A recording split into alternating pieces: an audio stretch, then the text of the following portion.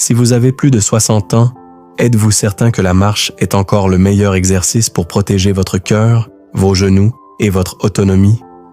Attendez. Ne partez pas. Parce que ce que je vais vous montrer aujourd'hui pourrait changer votre façon de bouger et peut-être même votre avenir. Je vais vous parler avec franchise. Je suis médecin et depuis des années je reçois des femmes et des hommes de plus de 60 ans qui font tout ce qu'il faut. Ils marchent tous les jours. Ils suivent les recommandations générales. Ils sont disciplinés, motivés. Et pourtant, beaucoup reviennent me voir quelques mois plus tard avec la même phrase. « Docteur, j'ai voulu bien faire, mais mes genoux me font trop mal. » Ou « Je marche moins parce que ça tire dans la hanche. » Ou pire, « J'ai arrêté. » Ce ne sont pas des personnes paresseuses, ce sont des personnes courageuses. Mais il y a une réalité biologique que l'on explique mal. Après 60 ans, le corps change. Les cartilages sont parfois plus fragiles. Les tendons récupèrent plus lentement. La masse musculaire diminue naturellement. On appelle cela la sarcopénie. Et quand la force baisse, les articulations compensent. Et quand les articulations compensent, elles s'usent. Alors on entre dans un cercle vicieux. Moins de force donne plus de douleur, donne moins de mouvement, donne encore moins de force. Et c'est exactement ce que je veux éviter chez vous. Parce que bouger après 60 ans, ce n'est pas une question d'esthétique. Ce n'est pas pour faire du sport, c'est pour rester indépendant. Pouvoir se lever sans aide, pouvoir monter un escalier sans s'arrêter, pouvoir porter un pack d'eau, pouvoir vous asseoir par terre avec vos petits-enfants et vous relever. L'autonomie ne se perd pas d'un coup, elle s'érode en silence.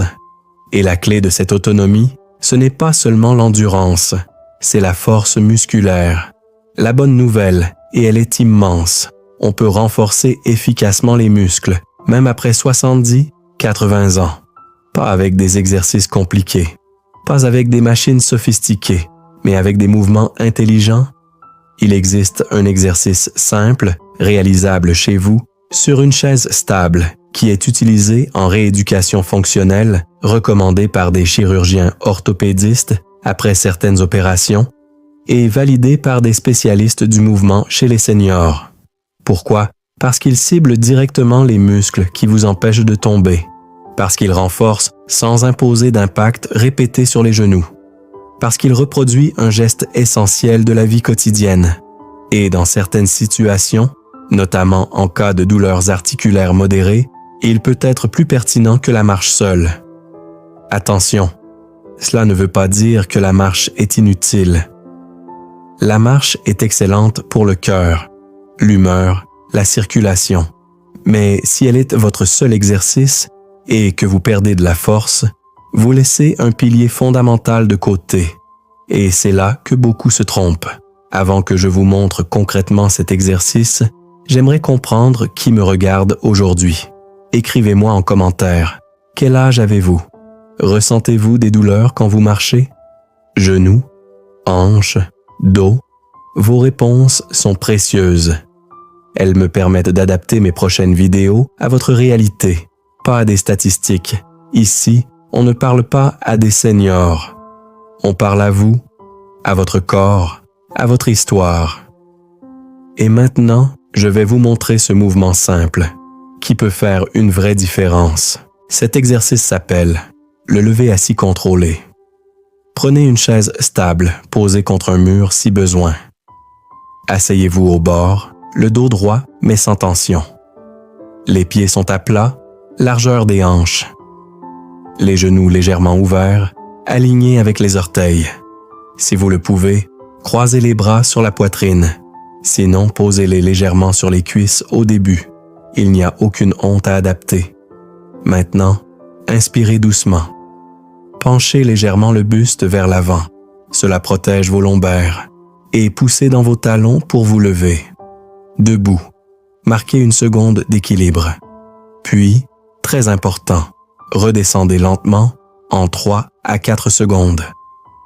comme si vous vouliez à peine effleurer la chaise. Contrôlez chaque centimètre. Ne vous laissez pas tomber. C'est dans cette descente que vos muscles travaillent le plus. Répétez 8 à 12 fois. Vous sentez vos cuisses, vos fessiers. Ce sont eux qui vous maintiennent autonome. Simple? Oui. Mais ce mouvement entraîne exactement ce qui vous permet de rester debout dans la vie. Pourquoi il peut détrôner la marche? Je veux être très clair avec vous. La marche est excellente. Elle entretient le cœur, la respiration, le moral. Mais elle sollicite principalement l'endurance. Or, après 60 ans, le vrai danger silencieux, c'est la perte de force. Quand vous réalisez un lever assis contrôlé, vous activez intensément les quadriceps, ces muscles situés à l'avant des cuisses que j'appelle souvent les muscles anti-chute. Ce sont eux qui vous empêchent de vous effondrer lorsque vous trébuchez. Ce sont eux qui vous permettent de descendre un escalier sans vous tenir à la rampe. Vous renforcez aussi les fessiers, essentiels pour stabiliser le bassin et protéger les hanches et le bas du dos. Un bassin stable, c'est une marche plus sûre. C'est moins de compensation, moins de douleurs chroniques. Et ce mouvement stimule naturellement l'équilibre. À chaque passage, assis debout, votre cerveau ajuste la posture, coordonne les muscles, anticipe la gravité. Vous entraînez votre système nerveux autant que vos jambes. Autre point crucial, vous augmentez la fréquence cardiaque, mais sans impact répété sur les genoux ou les hanches. Pas de chocs successifs, comme lors d'une longue marche sur terrain dur. Moins de contraintes mécaniques, plus de contrôle. C'est ce qu'on appelle un mouvement fonctionnel. Il reproduit exactement un geste de la vie réelle. Et c'est là toute la différence. Marcher 5 km est honorable. Mais si se lever du canapé devient difficile, la priorité doit changer. Beaucoup de chirurgiens, orthopédistes et spécialistes du vieillissement sont formels. La perte de force musculaire expose davantage au risque de chute, de dépendance et d'hospitalisation que la simple baisse d'endurance. Après 60 ans, on peut perdre jusqu'à 1% de masse musculaire par an si l'on ne stimule pas activement les muscles. Cela semble peu. Mais sur 10 ans, cela peut représenter une perte significative de puissance.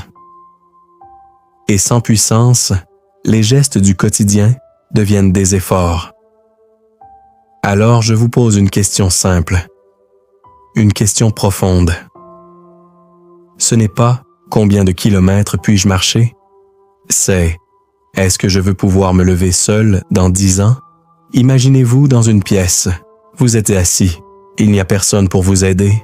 Pouvoir vous lever seul, ce n'est pas qu'un mouvement, c'est de la dignité, c'est de la liberté. L'indépendance ne disparaît pas brutalement. Elle s'effrite doucement. Un peu moins de force, un peu plus d'hésitation, un appui de plus sur la table. Puis un jour, on demande de l'aide. Chaque répétition que vous faites aujourd'hui est un message envoyé à votre futur vous. C'est une réserve de force que vous construisez, une assurance silencieuse. Vous n'entraînez pas seulement vos jambes, vous protégez votre autonomie. Je tiens à être responsable avec vous. Si vous ressentez des douleurs importantes au genou, à la hanche ou au dos, si vous avez une prothèse récente, si vous avez une maladie cardiaque, un essoufflement inhabituel ou des vertiges, parlez-en à votre médecin avant de commencer. Ce que je vous partage ici est un conseil général d'éducation à la santé. Mais votre corps, lui, est unique. Votre histoire médicale est unique. Un simple ajustement, hauteur de la chaise, amplitude du mouvement, nombre de répétitions, peut faire toute la différence entre un exercice bénéfique et un exercice inadapté. La prudence n'est pas une faiblesse, c'est de l'intelligence. Votre santé mérite un avis personnalisé. Comment l'intégrer concrètement? Maintenant, passons au concret. Ne cherchez pas la performance. Cherchez la régularité. Commencez par 2 à 3 séries de 8 répétitions, 3 à 4 fois par semaine. Cela représente moins de 5 minutes.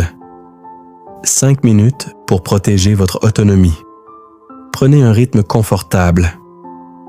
Respirez normalement. Reposez-vous 30 à 60 secondes entre les séries. Après 2 à 3 semaines, si vous vous sentez plus stable, plus confiant, augmentez progressivement jusqu'à 12, puis 15 répétitions. Et si cela devient facile, ne cherchez pas à aller plus vite. Au contraire, ralentissez la descente. Comptez mentalement 3, 2, 1 en vous rasseyant. C'est dans cette phase lente, contrôlée, que le muscle travaille le plus efficacement. C'est là que vous construisez de la force utile. Et souvenez-vous, ce n'est pas la fatigue qui compte, c'est la qualité du mouvement. Si vous trouvez ces conseils utiles, si vous voulez recevoir d'autres explications claires, adaptées aux plus de 60 ans, abonnez-vous maintenant. Parce que ma mission est simple, vous aider à rester fort, autonome et confiant le plus longtemps possible. Ici, on ne parle pas de performance, on parle de longévité active. On parle de vivre mieux, pas seulement plus longtemps. Je vais vous dire quelque chose d'important. Vieillir n'est pas le problème. Le vrai risque, c'est de laisser la perte de force s'installer sans réagir. Vous n'avez pas besoin d'un marathon. Vous n'avez pas besoin d'une salle de sport sophistiquée. Vous n'avez pas besoin d'être sportif. Vous avez besoin de constance, une chaise, quelques minutes, de la régularité. C'est tout. Chaque fois que vous vous levez et vous rasseyez avec contrôle, vous envoyez un message clair à votre corps. Je t'entretiens. Je te renforce. Je ne t'abandonne pas.